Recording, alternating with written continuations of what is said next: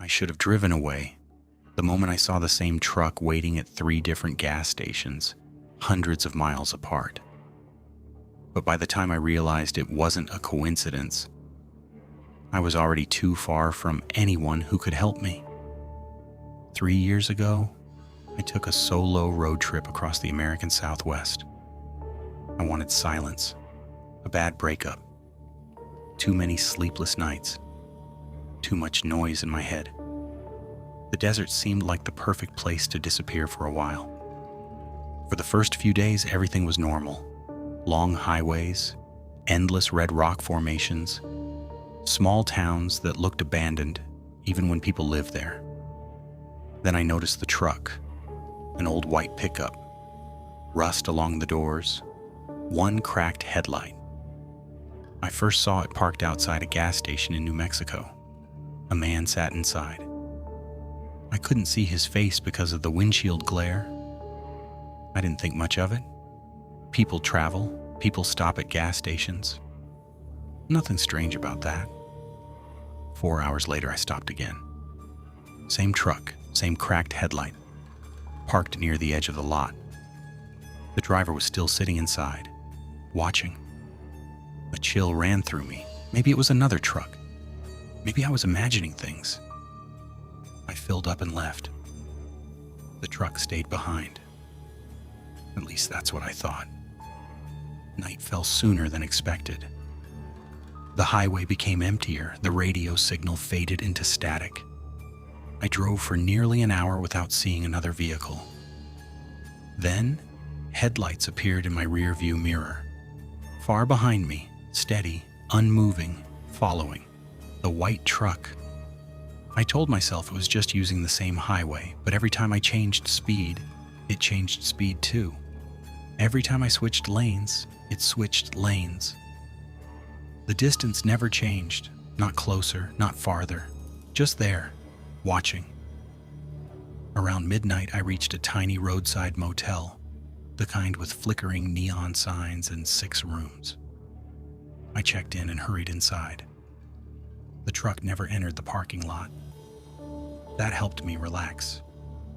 For about 20 minutes. Then I heard footsteps outside my room. Slow, crunching across gravel, back and forth, like someone pacing. I looked through the curtain. Nobody. The parking lot was empty. The footsteps continued, directly outside my window. Crunch, crunch, crunch. My stomach tightened. I stayed awake until sunrise. When daylight came, the sounds stopped. I opened the door. There were footprints beneath my window, hundreds of them, as if someone had spent the entire night walking circles around my room. I left immediately. The truck wasn't there. I almost laughed at myself. Maybe stress was getting to me. Maybe I was becoming paranoid. Then I checked my phone. AirDrop notification. A photo had been sent sometime during the night. No sender name, no message, just one image. My motel room window, taken from outside. At around 3 a.m., I was visible through a small gap in the curtain, sleeping in bed. My hands started shaking. Someone had been standing there, watching me. I drove nonstop for hours. The desert stretched endlessly around me. No towns, no people, no cell signal. Then I saw something ahead on the road. A white pickup truck parked on the shoulder. The driver's door stood open, empty. I sped past without looking. A mile later, I noticed something in my passenger seat. A folded piece of paper. I nearly crashed. I was certain it hadn't been there before. My doors had been locked. The paper contained only one sentence. "You looked peaceful when you slept." I threw it out the window. My hands wouldn't stop trembling. The sun was setting when I reached another town. I pulled into a crowded diner. People everywhere, families, truckers, noise, safety. For the first time in 2 days, I felt relief. Then I went to the restroom. Someone had written something on the mirror in black marker, a sentence, waiting for me. "Don't make this difficult." I froze. The handwriting matched the note. I ran outside. My car was still there, but every window had been smeared with muddy handprints, dozens of them, as if someone had touched every inch of the glass. The crowd hadn't noticed. Nobody had seen anything. I called the police. They took a report. They searched the area. Nothing. No truck, no suspect, no evidence. The officer suggested I stay the night in town. I agreed. That night, I checked into a modern hotel, security cameras, bright lights, electronic locks. I felt safe again. Until 2:14 a.m. My room phone rang. 1 ring, 2 rings, 3. I answered. Silence, then breathing. Slow, calm, close to the microphone. I hung up immediately. A minute later, my phone buzzed. Unknown number, a text message, just 4 words. Wrong window tonight.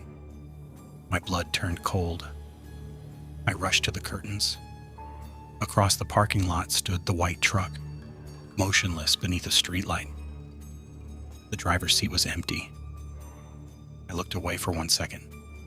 When I looked back, someone was standing beside my bed. Not outside. Inside. Tall, thin, smiling, as if he'd been there for hours. The police never found him. No fingerprints, no footage, nothing. I left the state the next morning and never finished the trip. But every few months, I still receive photographs. No messages, no threats, just pictures. A grocery store, a parking lot, a restaurant, places I visited recently, photos taken from a distance, as if someone is documenting my life. The newest one arrived last week. It showed my bedroom window at night, and reflected in the glass was a man standing behind me while I slept.